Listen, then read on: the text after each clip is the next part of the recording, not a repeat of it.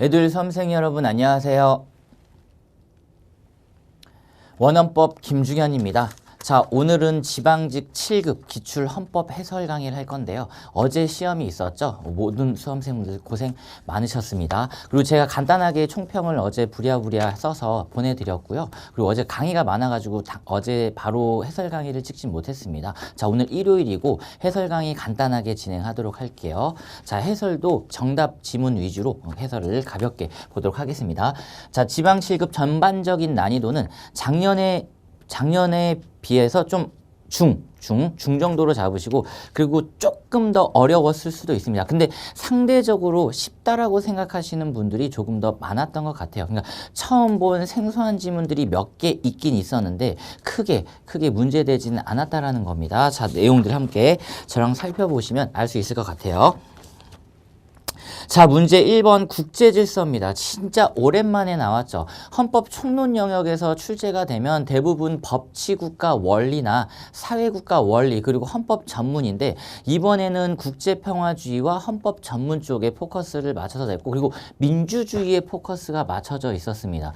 선거제도라든지 이와 관련된 다양한 쟁점들이 많이 있음에도 불구하고 요 근래 가장 많이 부각됐던 시사적인 이슈 중에 하나가 민주주의 이 개념이었거든요. 그래서 아마 교수님들께서 출제하지 않았나 싶었고, 자, 그리고 국제평화주의는 지난 시간 저와 함께 꾸준히 공부했었던 한일청구권 협정이 하나 있었죠. 그 사건이 본격적으로 출제가 됐습니다. 자, 시작해 볼게요. 자, 1번 질문입니다. 국제법적으로 조약은 국제법 주체들이 일정한 법률 효과를 발생시키기 위하여 체결한 국제법의 규율을 받는 국제적 합의를 말하며 서면에 의한 경우가 대부분이었다. 원래 원칙은 서면이었습니다. 근데 한일청구권 협정에서 예외적으로 구두 합의도 된다라는 문장이 나왔단 말이에요. 그래서 우리 수험생들도 질문을 많이 주셨죠. 그렇다면 앞으로 출제되거나 기존에 출제됐던 지문은 틀린 것이냐? 그쵸? 기존에 출제됐던 지문은 이제 틀렸죠. 왜냐? 구두 합의도 되니까 서면으로만 가능하다 이러면 틀렸습니다. 그리고 드디어 출제가 됐죠. 구두 합의도 된다. 따라서 이러한 구두 합의도 혹시라도 조약이 되려면 4번 한번 봐보세요. 두 번째 줄 형식적 측면 외에도 세 번째 줄 가장 중요한 문장이죠. 법적 구속력. 이게 중요하다라는 겁니다. 법적 구속력. 그러니까 법적 구속력을 갖게 하겠는가? 왜냐하면 우리는 지금 헌법이라는 규범을 공부한단 말이에요.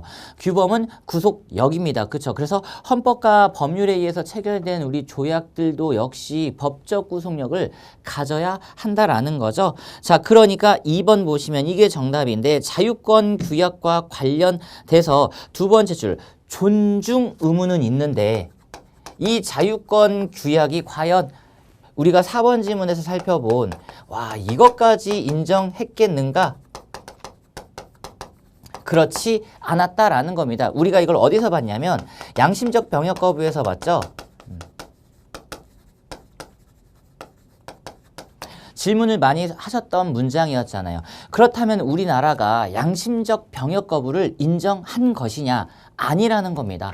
우리 대한민국이 양심적 병역 거부를 인정한 게 아니라 대체 복무제와 관련돼서 얘기를 한 거고, 양심적 병역 거부라는 표제는 쓰긴 썼지만 양심적 병역 거부를 전적으로 인정한 건 아니었죠. 즉 양심이란 걸 우리 처벌과 관련돼서 종류와 관련돼서 너무 무리하게 처벌하는 건 좀 위험하지 않느냐. 그러니까 병역을 거부하는 정당한 이유 중에 양심도 이제 한번 판단 요소로 들어와 봐라. 이렇게 표현을 했다라는 겁니다. 그래서 정답은 2번인 거죠. 2번. 모든 내용을 그대로 따라야 하는 의무를 부담하지 않는다라는 겁니다. 그래서 양심적 병역 거부와 관련돼서 이거 우리나라가 대한민국이 독자적으로 헌재가 결정을 했잖아요. 그렇죠? 그러면서 대체복무제 관련돼서 헌법 불합치 결정이 떨어진 상태였죠. 그리고 3번 헌법에 의하여 체결 공포된 조약과 일반적으로 승인된 국제법규는 국내법과 같은 효력을 갖는다. 헌법 6조였고, 자, 그 다음에 넘겨보시면 문제 2번 민주적 기본 질서입니다. 드디어 이 문장이 나왔네요. 그죠? 자, 자유민주적 기본 질서. 엄청난 문장이었습니다.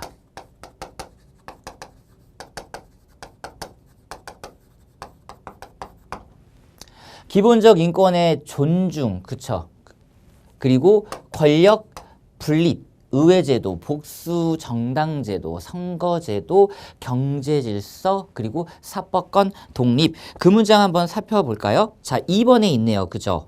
쭉 뒤에 봤더니 국민주권주의의 원리, 기본적 인권의 존중, 권력 분립제도, 복수 정당제도 등 현행 헌법상 주요한 요소라고 할 것이다. 그리고 민주주의는 1번 사회의 자율적인 의사결정이 궁극적으로 올바른 방향으로 전개될 것이라는 신뢰를 바탕으로 하고 있고 3번 정당과 관련된 내용이죠. 민주주의의 필수적인 불가결의 요건. 자, 그리고 4번 우리의 정당은 엄청나다. 자, 문장 보세요. 두 번째 줄. 민주적 기본 질서를 부정한단 말이에요. 그쵸? 그러니까 우리가 헌법 8조 4항에서 해산제도를 둔 거죠. 그렇다라는 건 보면 두 번째 줄 적극적으로 공격하는 경우에는 행정부의 통상적인 처분에 의해서도 해산될 수 있다?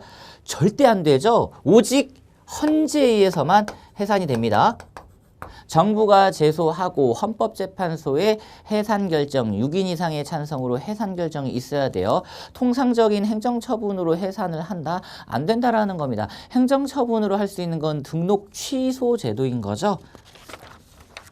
자, 그 다음 넘어가시면 문제 3번 헌법 전문입니다. 확실히 지금 뒤에 있는 지방자치까지 해서 헌법총론은 지방직에서 내 문제가 꼬박꼬박 나오는 것 같아요. 자, 헌법 전문도 보면 1번 3.1 정신과 관련돼서 헌법 전문에서 기본권은 곧바로 도출할 수 없다. 역시 기존 기출이었고 자, 2번도 기존 기출이었죠. 헌법 전문을 통해서 우리의 국가 유공자 진짜 대한민국의 건국과 독립을 위해서 헌신하신 분들을 보호해줄 의무는 당연히 나옵니다. 그죠? 보호 의무는 나오지만 그 보호 대상자를 누구로 지정할 건지는 오직 누가 결정한다? 입법자가 결정한다라는 겁니다. 주의를 하셔야 돼요. 보호 의무는 나오지만 누구를 대상자로 지정할 것인지는 전적으로 입법의 재량에 맡겨져 있다라는 겁니다. 따라서 동그라미 2번에 네 번째 줄 헌법적 의무를 지니며 끊고 여기까지는 맞아요. 근데 이러한 헌법적 의무는 당사자가 주정하는 특정인을 독립유공자로 인정해야 한다는 것은 아니다죠. 입법자가 결정하시겠다. 자, 그리고 3번도 마찬가지로 3.1운동과 관련해서 두 번째 똑같은 표현 하죠. 특정 토지에 대한 보상이라는 자기 의무가 곧바로 도출되는 것은 아니다. 항상 보호 대상, 보호 의무가 나온다고 할 때요. 우리가 앞에서도 자주 봤지만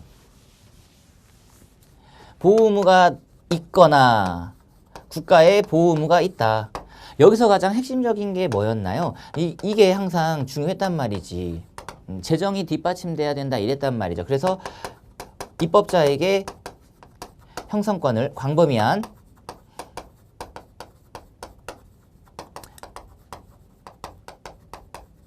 재량을 부여했다라는 거죠. 자, 그 다음에 4번 1972년 제1차 개정 헌법입니다. 어때요? 40헌법이죠. 3.1운동 그러니까 이게 들어가죠. 4.19 그 다음 5.16 이거를 넣었다라는 겁니다. 그죠? 5.16 40 유신헌법 딱 느껴지시죠? 자, 그 다음 넘어가시면 문제 4번 교육기본권 나왔네요. 자, 1번 무상급식과 관련돼서 역시 또 기존에 나왔던 기출지문입니다.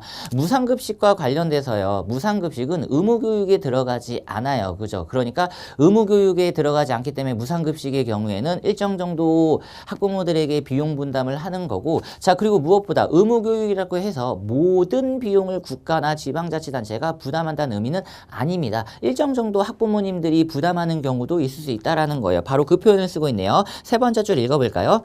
의무교육의 비용을 오로지 국가 또는 지방자치단체 예산으로 해결해야 한다는 것을 의미하진 않는다. 일정 부분 학부모가 부담하는 경우도 있을 수 있다. 특히 무상급식과 관련돼서는 이건 의무교육에 포함시키지 않았기 때문에 이거는 오히려 학부모님들이 부담을 하셔야 된다라는 겁니다. 자, 그 다음에 2번 자, 헌법 31조 교육기본권과 관련돼서 두 번째 줄 자신의 교육 환경을 최상 혹은 최적으로 만들기 위해 타인의 교육시설 참여 기회에 제한할 것을 청구할 수 있는 기본권은 아니라는 거죠. 자, 그 다음에 3번 세 번째 줄 보시면 출신자의 수시 모집 지원을 제한하는 것은 수시 모집에 지원하려는 검정고시 출신자의 균등하게 교육을 받을 권리를 침해한다. 정말 자주 나왔던 거죠. 검정고시 관련돼서. 자, 그 다음 4번입니다. 교육의 기회균등권 세 번째 줄 보시면 적극적으로 정책 실현할 것을 요구할 수 있는 건 맞는데요. 항상 우리가 사회적 기본권과 관련해서는 국가에 대해서 일정 정도 요구할 수 있다라고 하잖아요. 근데 그 이제 요구의 정도라는 거죠. 네 번째 줄 보시면 국민이 직접 실질적 평등 교육을 위한 교육비 청구할 권리까지 직접 도출되는 것은 아니라는 겁니다.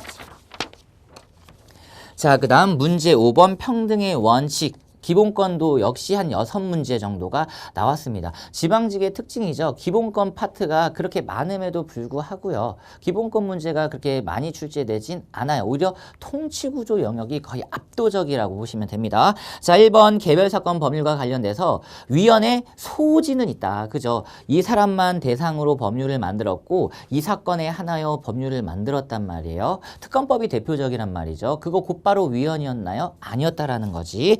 자, 그 다음에 2번 평등원칙 이것도 역시 기출 제정 법 적용의 평등과 세 번째 줄 법 제정의 평등이다. 에듀윌 유료 회원만의 고객 밀착해요. 아 뭐였지 이거? 어떡하지? 자, 제가 도와드릴게요. 누구세요? 저 애들 학습 매니저인데요. 이거 좀. 네. 자, 일로 오세요. 자, 언제든 필요하시면 연락 주세요. 언제든지요? 언제든지. 감사합니다. 밀착 케어 받아가며 합격하는 혜택. 오직 에듀윌 유료 회원에게만. 아들, 엄마 그런 거 아니야. 공부하시죠. 네. 자, 그리고 3번 특정 범죄에 대한 형벌이 그 자체로서의 책임과 형벌의 비례 원칙에 위반되지 않았다 하더라도 이건 헌법 12조 13조 죄형법정주의와 관련된 책임 원칙 비례 원칙이잖아요. 이거 위반되지 않았다 하더라도 평등권 침해일 수는 있죠. 그렇죠? 헌법 11조 위반일 수는 있다라는 겁니다. 자, 그 다음에 4번 구공직선거법이 고등학교를 졸업한 공직 후보자에 대해서 수험기간의 기재를 요구하지 않으면서도 고등학교 졸업학력 검정고시 합격한 공직 후보자에게 고등학교 중퇴 경력에 대한 학력 기재할 것을 수학기간 기재할 것 요구하는 것 평등 원칙에 위배되지 아니한다. 헌법재판소 관련돼서 공선법 관련 최신 판례였습니다. 합헌이었죠. 기재하도록 하는 것. 국민들의 알 권리를 충족시키기 위함입니다. 그러니까 내가 지금 뽑고자 하는 후보자군의 어떤 학력이라든지 경력, 이력 이런 것들은 확실하게 판단인자로서 중요하거든요. 그러니까 우리가 계속해서 지난 시간에도 봤다시피 범죄 경력마저도 실효된 범죄 경력마저도 기재를 한단 말이에요. 하물며 그게 합헌인데 그렇죠. 수학기간 당연히 합헌입니다. 자, 그리고 문제 6번 재판 청구권에 대한 설명으로 옳지 않은 것은 1번 배심 재판받을 권리는 포함되지 아니한다. 역시 엄청나게 자주 출제됐던 기출 지문이었습니다. 그래서 국민참여 재판은 상당히 특이하다고 했어요. 그 문장이 나와줬으면 더 좋았을 건데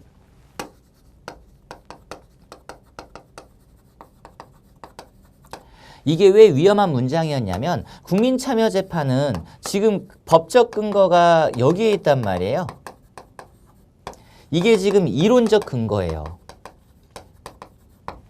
그러니까 우리가 공부할 때 국민참여재판은 국민주권주의의 구현제도다라고 하면 야, 와 이건 진짜 헌법에서의 국민주권주의를 토대로 만들어졌으니까 헌법상 권리 아니겠는가라고 생각할 수 있는데 안타깝게도 그럼에도 불구하고 국민주권주의의 이론적 근거를 가지고 있는데 헌법적 근거가 없어요. 즉 헌법 규범적 근거가 없다라는 겁니다. 이론적인 근거는 가지고 있는데 규범적 근거가 없기 때문에 이 국민참여재판은 법률상 권리에 불과한 거죠. 기본권이라고 보지 않았다라는 겁니다.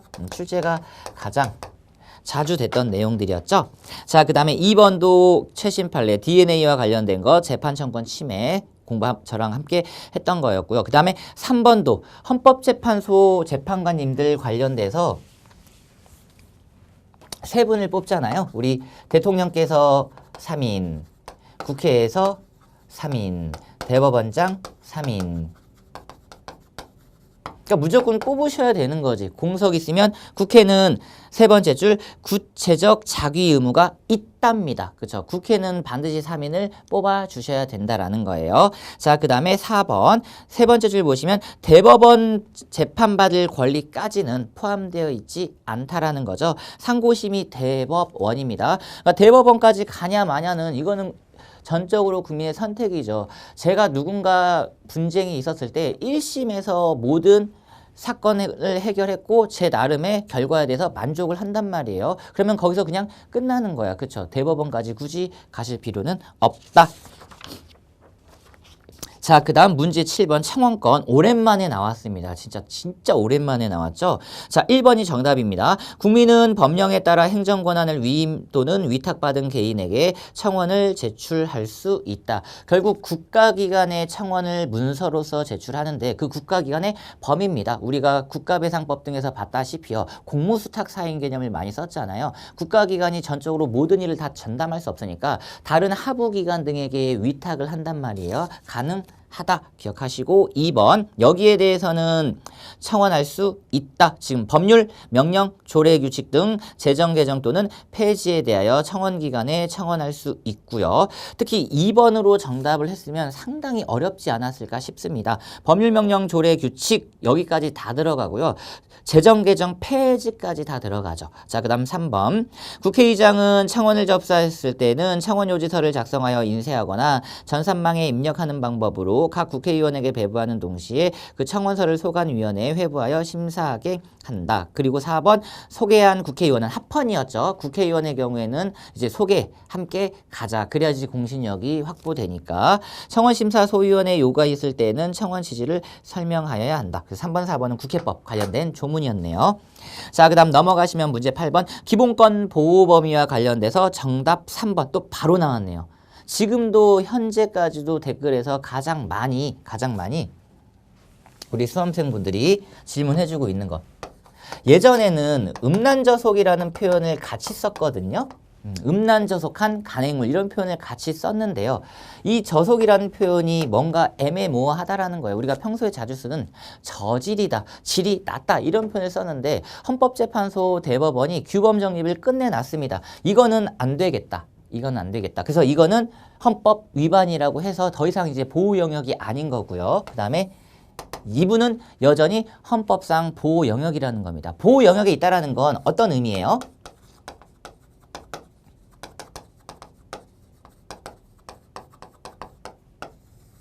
표현의 자유에서 음란한 표현도 할 수 있다라는 거죠. 다만 이게 제한을 받는다라는 겁니다. 그렇죠? 제한을 받을 때 우리가 가장 많이 봤던 게 대부분 형법 쪽이잖아요. 음란 표현죄라든지 음란물 반포죄라든지 공연 음란죄라든지 그렇죠? 그 형법상의 각각의 범죄 구성 요건을 갖추면 제한을 받을 수 있다라는 겁니다. 3번의 극빈출 그리고 4번은 공무수행 자유까지는 포함되지 않고 1번도 기출이죠. 임의 장소에서 자유롭게 행사할 수 있는 것까지는 포함되지 않고 2번 변호사 업무와 관련된 수임 사건의 건수 및 수임액과 관련돼서는 사생활 비밀 자유의 보호 영역이 아니죠. 이건 사생활과 관련된 내용이 아니라 알 권리 쪽으로 오히려 더 가깝다고 보시면 되겠습니다.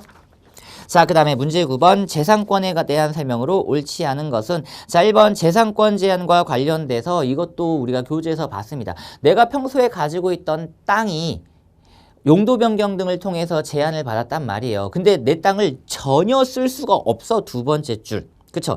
전혀 사용할 수가 없어요. 이거는 너무 심각한 제한이라는 겁니다. 따라서 보상 조치가 있어야 된다라는 거죠. 다만 그 보상이 꼭 금전보상일 필요는 없다. 물론 금전보상도 가장 좋지만 금전보상일 필요는 없고 환매권 등 다른 부차적인 보상 방법도 가능하다. 우리가 분리이론으로 공부를 했습니다. 그리고 2번 최신 판례 소액 임차인 지금 현재도 시행 중에 있거든요. 합헌입니다. 합헌. 소액 임차인의 경우에는 임대차의 임대차 보증금의 최우선 변제권을 보장해주고 있어요.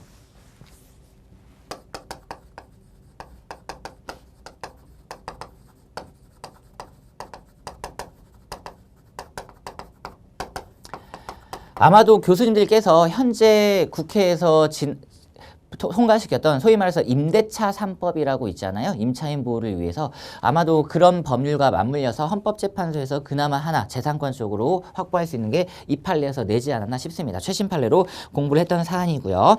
자, 그 다음에 3번 재산권의 내용과 한계를 구체적으로 형성함에 있어서 입법자는 일반적으로 광범위한 형성권을 가지는 것 맞죠? 그렇죠?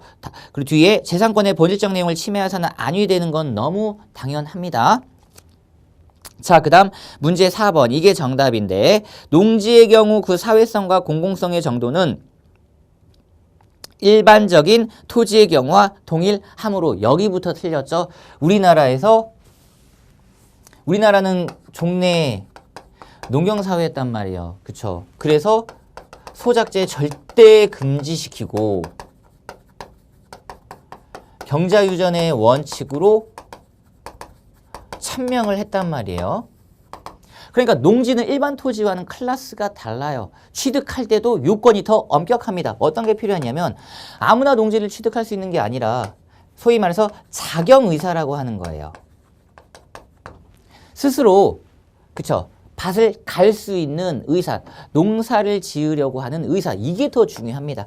이게 확인되고 증명돼야 농지 자격, 취득 증명서 같은 걸 내어준단 말이에요. 그거 없이는 농지를 취득할 수 없다라는 거지. 그리고 이 판례도 역시 나온 이유가 이게 경자유전의 원칙이고 예외적으로만 저와 함께 공부했던 판례죠. 위탁경영이라든지 임대차 가능했단 말이에요. 근데 지금 법에서 그냥 막아뒀어. 위탁경영이랑 임대차는 법률이 정하는 바에 할 수 있다고 했는데 현재 법률을 만들지 않았다라는 겁니다. 확실히 경작자와 소유 명인이 달라지는 건 크게 좋지 않은 것 같아요. 이것도 왜 문제가 됐고 교수님이 출제했냐고 생각하면 지금 현재 가장 심각하게 문제됐던 게 뭐였나요? 소위 말해서 LH 사건이었죠. LH 사건에서 실제로 어떤 일이 있었냐면 여기서 이제 사건 터지고 진짜 전수조사 들어갔어요.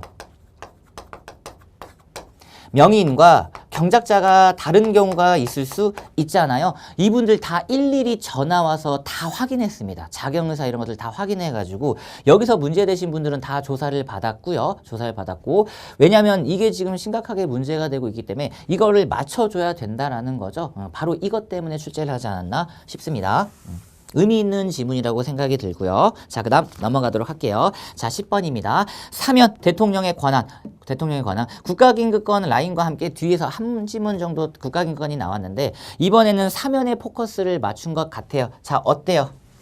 저랑 강의를 진행하면서 제가 왜 헌법 쪽을 이거는 정치적인 색채가 조금 있고요. 다만 제가 이제 정치적인 색을 최대한 다운시키려고 강의에서 많이 노력을 했죠. 그리고 시사적인 이슈. 교수님들도 당연히 알고 있다라는 겁니다. 그쵸?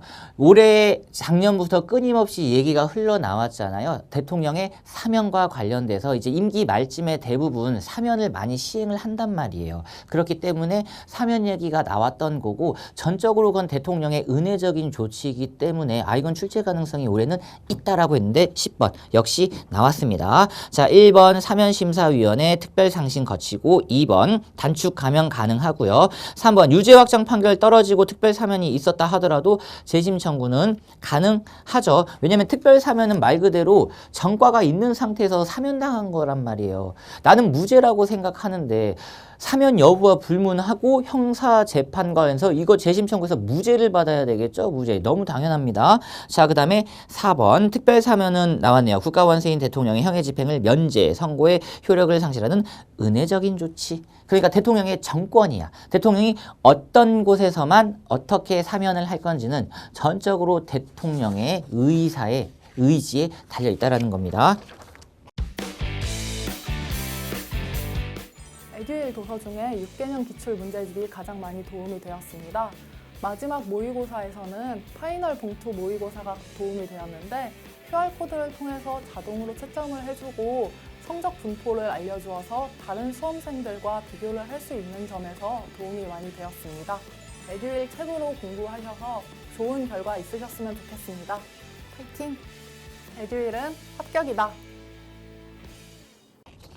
자, 그리고 넘겨보시면 11번 대통령 지문이 하나 나왔네요. 역시 1번 탄핵 이와 관련해서 나와야 되죠. 대통령의 경우에는 일반 공무원과 클래스가 다르다. 따라서 세 번째 줄 보세요. 대통령의 경우에는 파면 결정의 효과가 지대하기 때문에 중대한 법 위반이 필요하다. 그래서 제가 강의 시간에 어떤 말씀을 드렸냐면 현재 판사 한 분이 탄핵 사건으로 지금 진행 중에 있잖아요. 대통령과 다른 진짜 일반직 공무원이라고 생각을 한다 그러면 과연 탄핵 요건에서 대통령에서 썼던 중대한 법 위반을 판사에게도 그대로 적용시킬 것이냐. 여기서 아마 헌법재판소 재판관님들이 엄청나게 고민을 할 거예요. 왜냐하면 우리가 그간 갖고 있던 탄핵 판결은 둘 다 대통령 사건이었단 말이에요. 그러니까 이런 표현을 썼는데 그렇다면 대통령 아닌 일반 공무원, 판사님들을 고위직 공무원이라고 하진 않는단 말이죠. 일반 공무원이라고 얘기를 한단 말이에요. 과연 일반 공무원에는 중대한 법 위반이 아니라 그냥 법 위반이면 되는가? 이런 논의가 충분히 있을 수 있다라는 겁니다. 이건 이제 한 번 더 지켜볼 필요성이 있다라는 거죠. 고민이 많을 거예요. 지금도 계속해서 적법요건 심사 단계를 진행 중에 있고 이제 곧 본안으로 들어갈 거라고 생각이 듭니다. 자, 그 다음에 2번 대통령은 행정부의 수반으로서 안전보호무를 충실하게 이행할 수 있도록 권한을 행사하고 직책을 수행해야 하는 의무를 부담하지만 국민의 생명이 위협받는 재난 상황이 발생하였다고 하여 대통령이 직접 구조활동에 참여해야 하는 등 구체적이고 특정한 행위 의무까지 바로 발생한다고 보기는 어렵다. 즉 대통령도 국가기관이기 때문에요. 국가가 국민의 기본권을 보호해줄 의무가 있다. 또 나왔네요. 기본권 보호 의무에 어때요? 광범위한 재량이 있다라는 겁니다. 발벗고 바로 구조활동에 참여하라 그런 방법을 요구하는 게 아니죠.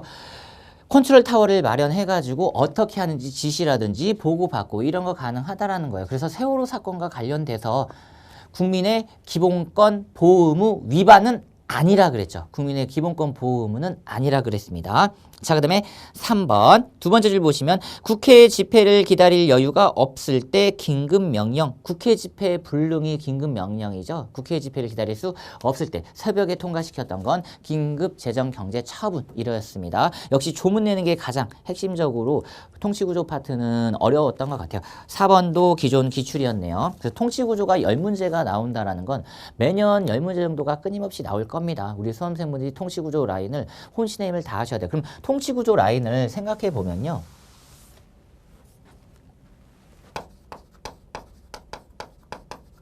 결국 3권 분립을 토대로 해서 나올 수 있는 문제를 하나씩 보면 대통령과 행정부, 대통령 내고 행정부 내야 되죠. 2문제. 그리고 국회 파트. 지금 이게 항상 관건일 거예요. 국가직의 경우에는요. 25문제로 문항수가 늘어났죠. 늘어나면서 진짜 여기에 문제수를 더 추가했습니다. 그러니까 국회 파트라든지 대통령 파트라든지 워낙에 쟁점들이 많다 보니까 이제 거기서 한두 문제씩 더 낼 수가 있었는데 지방직은 20문제로 여전히 한정되어 있기 때문에요. 많은 문항을 내지는 못한다라는 거죠. 그래서 2문제에서 3문제 정도.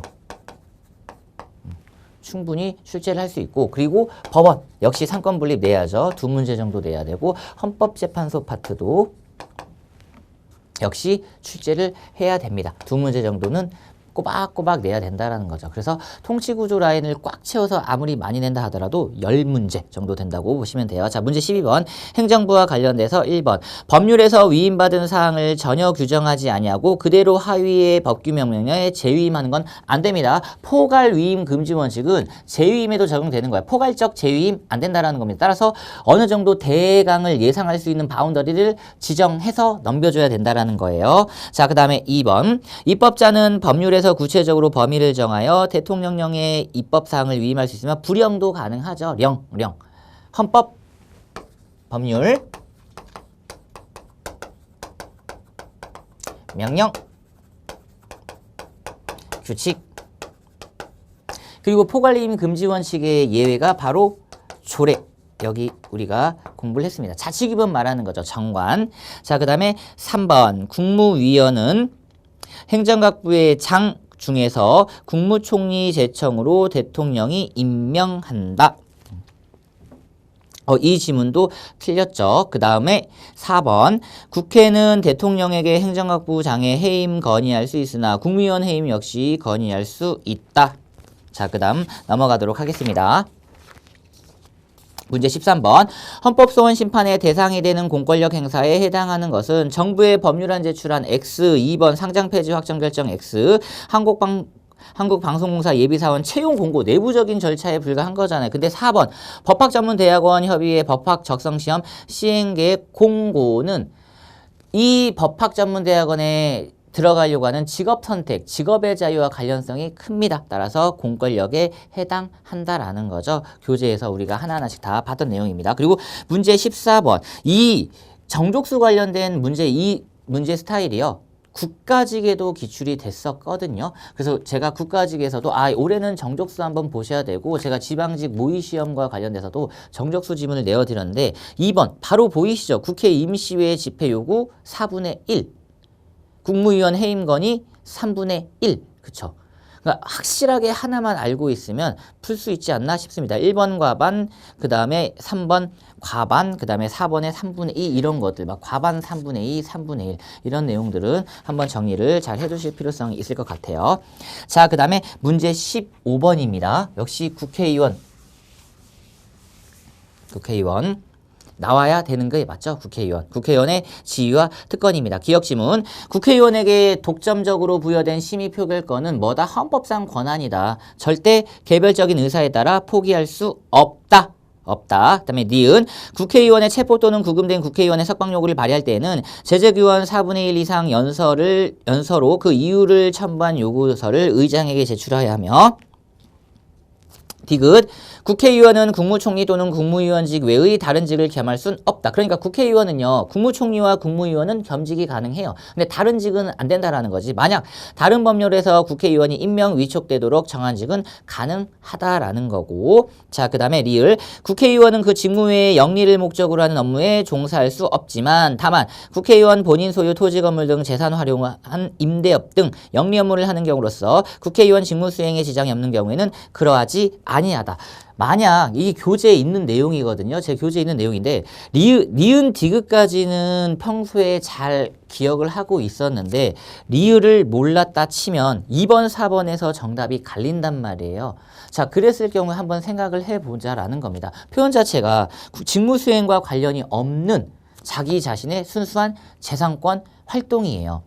국회의원도 공무원입니다. 항상 얘기하듯이 공무원은 두 가지의 지위가 있어요. 공적 지위 하나 있고요. 사적 지위 하나가 있단 말이에요. 이 공적 지위를 이용해서 사적 이익을 하면 안 돼요. 그게 바로 영리 금지 의무입니다. 지금 이 지문을 왜 나왔냐고 곰곰이 생각해 보면요. LH 사건부터 계속 맞물렸던 거예요. 고위공직자분들이 자신의 지위를 활용해서 계속해서 개인적 이익을 취득하다 보니까 그 사안이었죠. 이해충돌방지법이라고 우리 수험생분들이 뉴스 등을 통해서 들었을 수도 있어요.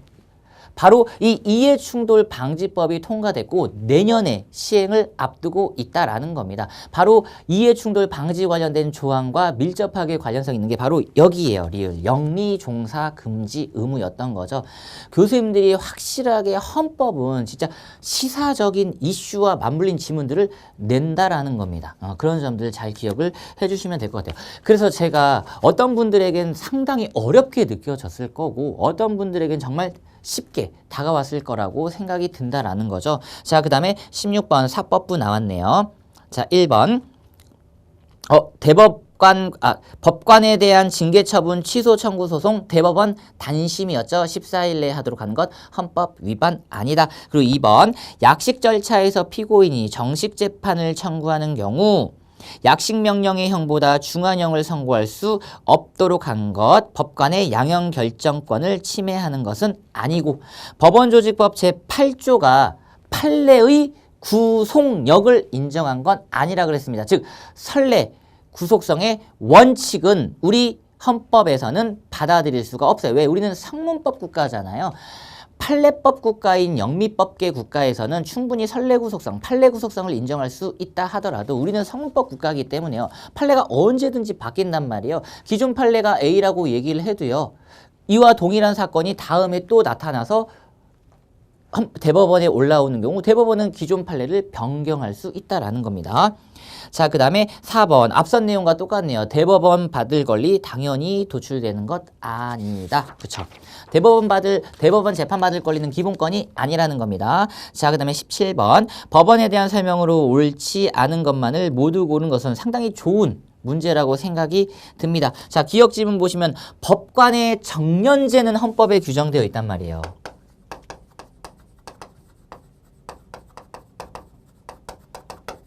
이거는 헌법에 있어요. 그래서 이걸 냈으면 엄청 났을 건데 정년제 자체는 폐지를 못합니다.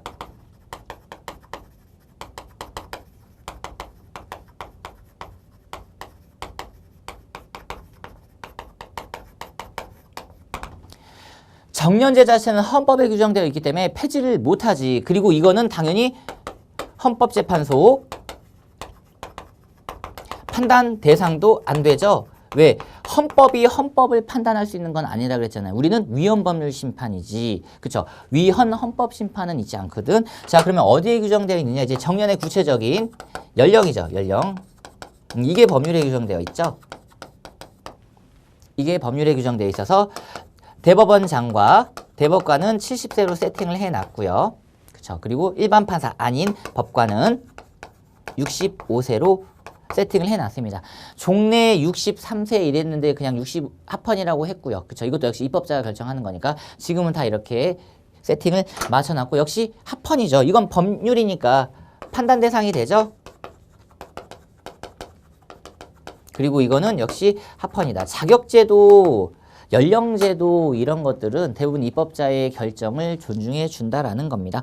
그리고 니은 대법원장의 임기는 6년이고 중임 불가죠. 중임 불가. 그리고 디귿 법관은 역시 대법원장 허가가 있어야 됩니다. 그리고 보수를 받지 않는 직종이어야 해요. 아무리 보수를 받지 않는다 하더라도 대법원장 허가 없이는 안 된다라는 겁니다. 리을 금고 이상형을 선고받은 사람은 법관으로 당연히 임용될 수 없죠.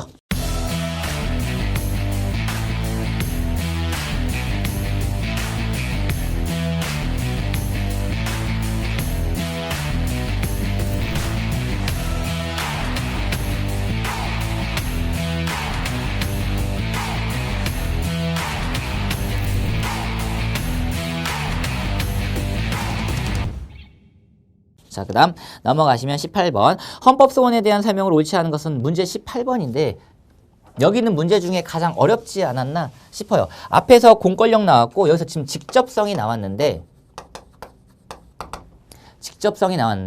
직접성과 관련돼서 교재를 보시면 차근차근 얘기하고 있단 말이에요. 즉 직접성이란 뭐냐. 어떤 공권력이 국민의 기본권을 다이렉트로 침해해야 된단 말이에요. 자, 법적 이익을 바로 초래할 수 있는 직접성이에요. 만약에 중간에 어떤 집행 절차가 있다 그러면 이거는 직접성이 아닌 거죠. 왜냐하면 국민은 이걸 가지고 싸우는 게 아니라 이걸 가지고 싸워야 된단 말이에요. 그쵸? 그러니까 이걸 가지고 싸우고 그 다음에 이렇게 다시 헌재로 오라는 거죠. 이게 보충성과도 연계가 되어 있는 거잖아요. 자, 그 내용 확인해 봅니다. 그러니까 동그라미 1번. 법률조항 자체가 헌법소원의 대상이 되려면 법률조항에 의하여 구체적인 집행을 기다리지 아니하고 이런 말이 나와야 돼요. 법률 그 자체에서 바로 나의 기본권을 침해해야 돼. 따라서 네 번째 줄 보시면 법률 규정이 그 규정의 규체화를 위하여 나왔죠. 하위 규범의 시행을 예정하고 있다면 직접성 부인입니다. 왜? 여기 하위 규범 가지고 싸우시면 되잖아요. 명령 규칙이라고 한다 그러면 그 명령 규칙 관련돼서 싸움을 하시면 된다라는 거죠. 자, 그 다음에 2번. 법령에 근거한 구체적인 집행행위가 재량행위인 경우에 법령은 집행기관의 기본권 침해 가능성만 부여할 뿐 법령 스스로가 기본권의 침해 행위를 규정하고 행정청 이에 따르도록 구속하는 것이 아니고 이때의 기본권 침해는 집행기관의 의사에 따른 집행행위 즉 재량권 행사에 의하여 비로소 이루어지고 현실화되므로 역시 뭐다? 직접성이 부인된다. 즉 이 공권력에서 어떤 액션 하나를 규정해 놨는데요. 그게 재량행위래요. 이 집행 절차를 재량행위라고 한번 해봅시다. 재량행위라고 한다면요. 할 수도 있고 안 할 수도 있고 그쵸? 할 수도 있고 하지 않을 수도 있고 안 할 수도 있다라는 거예요. 그러면 직접성이 애매하죠. 해야지만 나오잖아. 그죠? 해야지만 국민기본권 침해잖아요. 그러니까 재량행위라면 이거는 뭐다? 직접성이 없다. 근데 재량행위가 아니라 지금 제가 그랬죠. 하여야 한다라는 기속이라 그러면 그냥 통과 절차에 불과하다라는 거예요. 우리 고속도로 탈 때 어때요?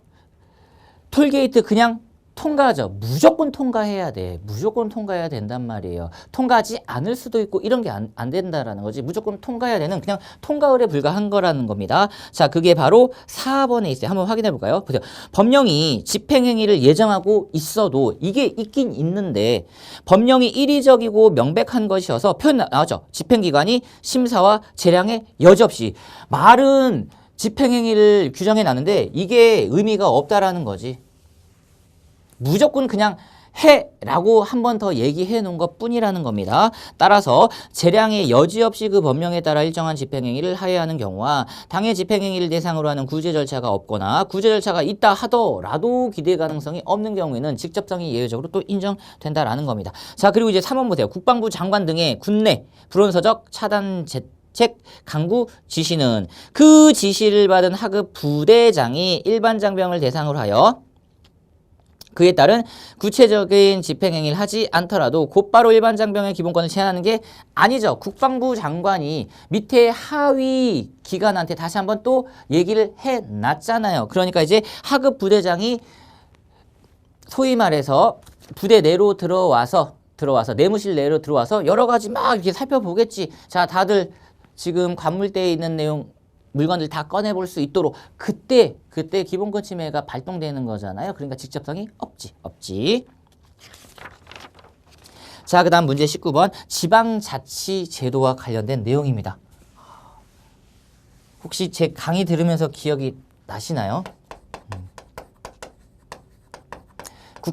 국가직에서는 출제를 하지 않았어요. 근데 이제 내년에 개정되는 지방자치법 시행을 앞두고 혹시 교수님이 마지막으로 출제를 할까 근데 하셨네요.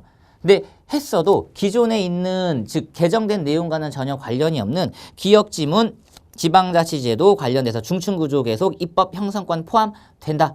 크게 관련성이 없는 판례였고요. 니은도 마찬가지죠. 교육감 권한쟁의 심판 당사자가 된다. 역시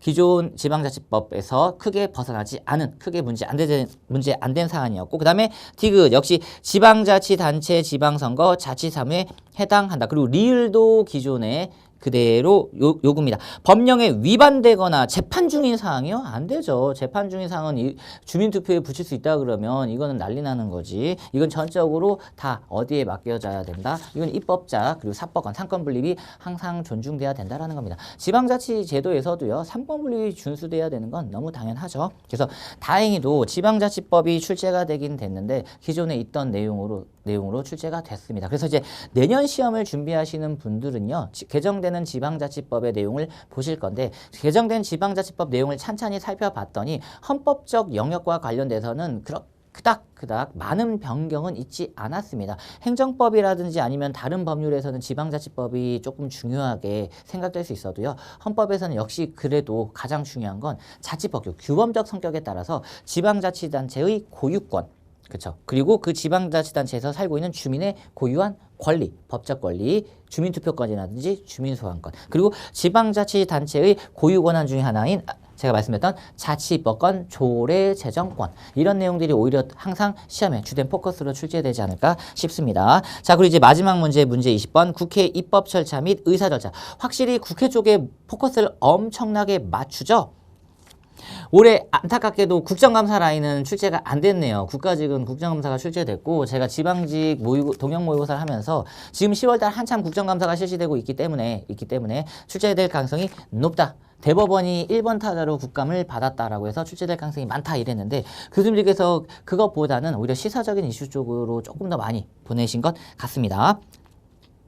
자, 그리고 1번 국회의장의 직권상정 권한 네 번째 줄 비상적 예외적 의사 절차에 해당한다. 바로 패스트트랙과 관련돼서 국회의장 관련된 권한 내용들 지문 하나가 나왔고 그 다음에 2번 국회회의는 국회 활동을 주권자인 국민이 알 수 있도록 하는데 필요하므로 정보위원회를 비롯한 상임위원회 회의는 공개해야 한다. 정보위원회는 비공개죠. 비공개. 자, 그 다음에 3번 국회의장이 국회 위임 없이 법률안을 정리하는 것 괜찮다라는 겁니다. 왜냐하면 국회의장에게 이런 권한이 있다는 거예요. 법률에 동일성을 해하지 않는 범위 내에서 수정할 수 있어요. 자구 수정 등 할 수 있어. 그렇죠?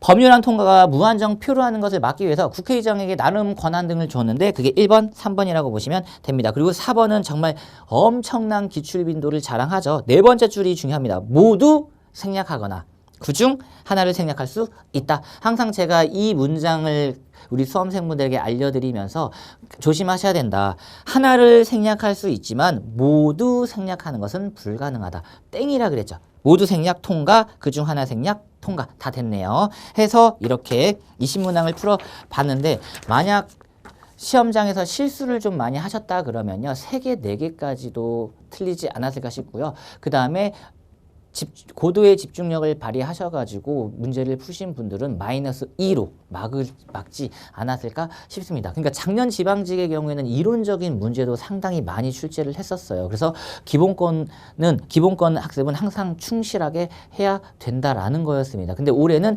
조문, 헌법재판소 판례 이거 위주로 지금 깔끔하게 그리고 기출 위주로 많은 문제를 냈기 때문에요. 우리 수험생분들이 충분히 고득점을 했을 것이라고 생각이 됩니다. 자, 오늘 여기까지 지방직 기출해설 강의 마치도록 하겠습니다. 다시 한번 시험 보신 분들 모두 고생 많으셨습니다. 저는 다음 강의로 만나 뵙도록 할게요. 감사합니다.